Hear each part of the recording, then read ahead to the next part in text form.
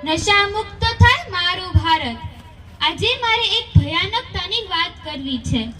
દરેકે દર્પણ સામે ઊભા રહી પોતાનું મોઢું પહોળું કરીને પોતાના દાંત જોવાના। જો એ દાંત તેમને પોતાને પણ ન ગમે એવા હોય ને તો તે લોકોમાંથી મોટા ભાગના લોકો નાનું મોટું કાંઈક ને કાંઈક વ્યસન તો કરતા જ હશે। હા, વ્યસન એક જોરદાર સત્ય। દારૂ પીવા વાળાને પોતાની પત્ની દારૂ પીવે કે પોતાનો દીકરો દારૂ પીવે તે ન જ ગમે। બીડી, સિગરેટ, ગુટકા, હેરોઈન, ચરસ, દેશી, અંગ્રેજી વગેરેમાંથી કાંઈ પણ વ્યસન કરવા વાળાને પોતાની પત્ની કે દીકરો આ જ વ્યસન કરે તે ન જ પોસાય તો પછી પોતે કેમ? ખરેખર હાસ્યની જ વાત નથી। વાત અહીંયા જ પૂરી થઈ જાય છે, કેમ કે આ બધું વ્યસન કરવા વાળાને સમાજ, સરકાર, બિન સરકારી સંસ્થાઓ, બાળકો, પત્ની આ બધાય સમજાવીને થાકી ગયા કે આ નુકસાનકારક છે। પણ વાત ગળે ઉતરે તો ને, ધૂમ્રપાન કરવાથી ફેફસાને શ્વાસ નળીનું કેન્સર થાય, દારૂ પીવાથી લીવરનું કેન્સર થાય, ગાંજો લેવાથી લાંબા ગાળે મગજ ફરી જાય। આ બધું એને ઘણા લોકોએ સમજાવવાની કોશિશ કરી હોય ત્યારે તેમનો જવાબ શું હોય ખબર છે? આ ગળા એના સેવનના કેન્સર વ્યસન વગરના નહીં થાય। તો પછી ભાઈ બાટલી લાવીને ઘરમાં બધા પાર્ટી કરીને પીઓ ને। અરે પૈસાની તંગીના કારણે કેટલાય અધૂરા ઘડતર છૂટતા જોયા છે, પણ સાહેબ પૈસાની તંગીના કારણે ક્યારે વ્યસન છૂટતા નથી જોયું। અરે બાળકોને ખવડાવવા માટે 90 રૂપિયા કિલો સફરજન કે 70 રૂપિયા લીટર દૂધ મોંઘું પડે છે, પણ સાહેબ 1100 રૂપિયાની બાટલીઓ સસ્તી પડે છે। 10 રૂપિયાની એક એવી સિગરેટ કે 200 થી 1000 ની રેન્જમાં આવતું લીટર દારૂ, ફેશનેબલ શબ્દો ડ્રિંક, વિસ્કી શું પીવાય? અરે ડ્રિંક માટે તો ઘણું બધું છે। દૂધ પીવો, છાશ પીવો, લીંબુ પાણી પીવો, શરબત પીવો, ચા પીવો અને છેલ્લે ગમે તેનું લોહી પીવો, પણ સાહેબ મહેરબાની કરીને દારૂ તો ન જ પીવો। શા માટે ઘરને બરબાદ કરવા નીકળ્યા છો? સમાજમાં ઇજ્જત ઘટે મિત્રો। અરે દીકરાઓને પરણાવવા ભારે પડશે। જમાનો ક્યાંય આગળ વધ્યો છે મિત્રો, અને તમે કેમ ઊંધી ગધી પકડી છે એ મને સમજાતું નથી। માનસિક બીમારને આપણે ગાંડો કહીએ છીએ તો આ પણ ગાંડ પરથી ઓછું નથી। જાણી જોઈને કુહાડી ઉપર પગ મારો એ ક્યાંનું નાપણ? કેટલીક દલીલો તો આપણો મગજ ફેરવી નાખે છે। બીડી વાળા ભાઈને પૂછીએ તો કહે સિગરેટ બહુ નુકસાનકારક એટલે એ ના પીવાય, બીડી તો ચાલે, વ્યસન વગરના વળી ક્યાં 100 વર્ષ જીવે છે। સિગરેટ વાળા ભાઈ કહે દારૂ બહુ ખરાબ એટલે દારૂ ના પીવાય। પડીકી વાળા ભાઈને પૂછીએ તો કહે આ ગુટકા નથી, પાન મસાલા છે, લ્યો તમારે ખાવી છે?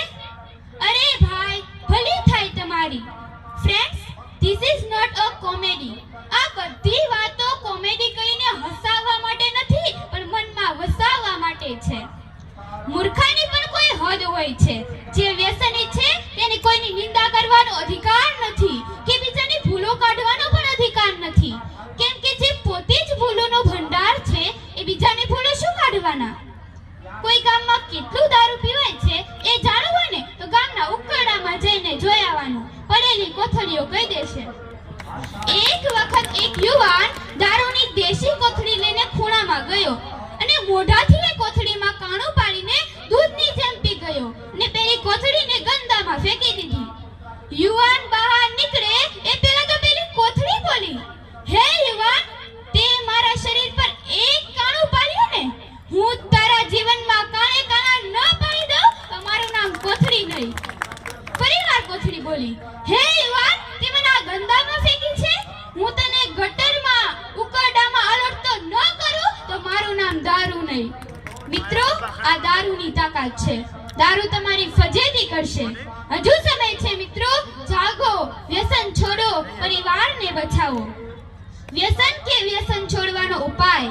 કાં તો વ્યક્તિ મનથી ધારે તો બંધ થાય, પણ મનથી ક્યારે ધારે? તો જ્યારે ઠોકર વાગે ત્યારે। દવાખાનામાં જઈને 2 લાખ ખર્ચે આવે ત્યારે વ્યસન બંધ થાય। બીજો એક ડેન્જર ઉપાય સ્ત્રીઓને કહું છું, તમારા પતિ જે વ્યસન કરતા હોય તે તમે ચાલુ કરી દો। બીડી, સિગરેટ કે પછી ગુટકા ખાઓ કે પછી દારૂ પીવો, જોજો કેવો ઝટકો લાગે છે તમારા પતિને। ઝઘડો થશે, સહન કરી